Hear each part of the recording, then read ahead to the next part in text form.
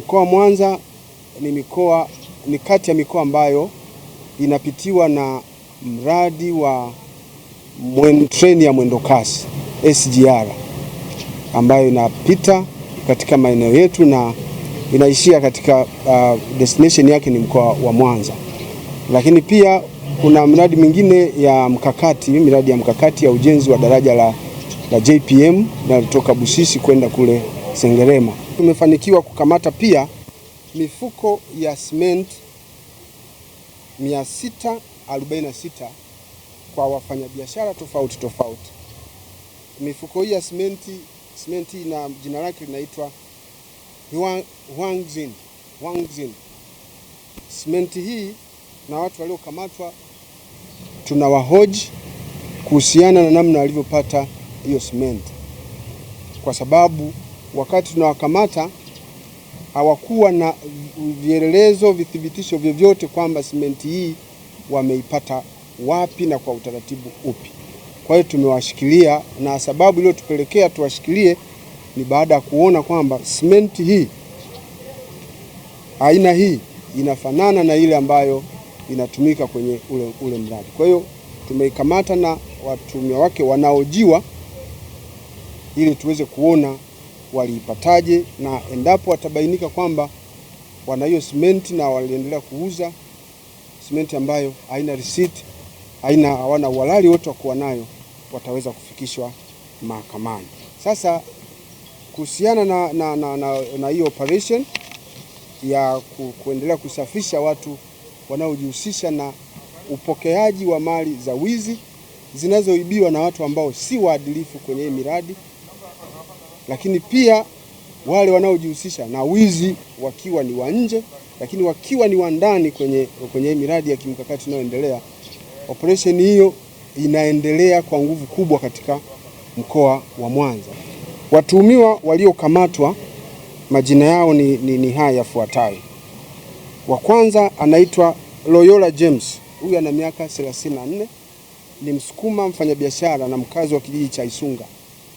Mwingine ni Specioza Samson, ana umri wa miaka 22, mkazi wa Nkalalo.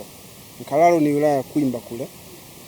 Wa tatu ni Desh Katwale, miaka 42, Msukuma na mkazi wa Nkalalo, nimemrudia.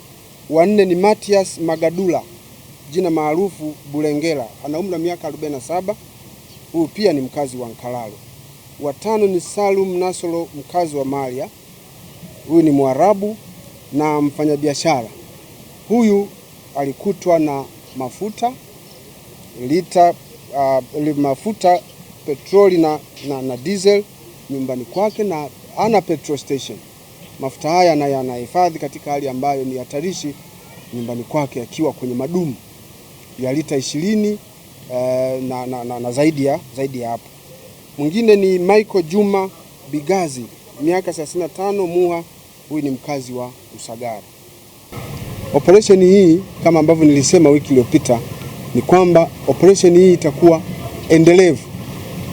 Tutaendelea kumkamata mhalifu wa aina yoyote anayejihusisha na uhalifu huo na kuwafikisha katika vyombo vya kisheria.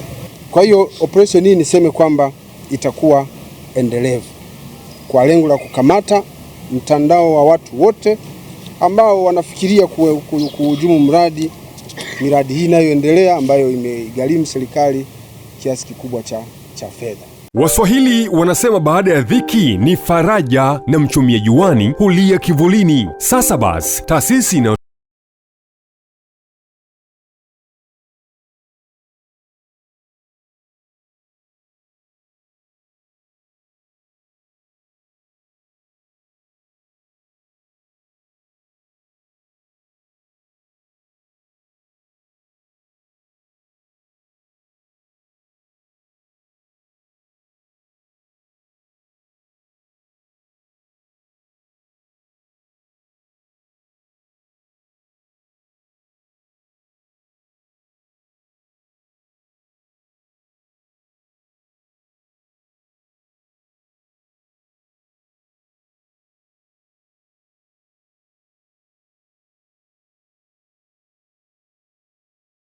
Mie.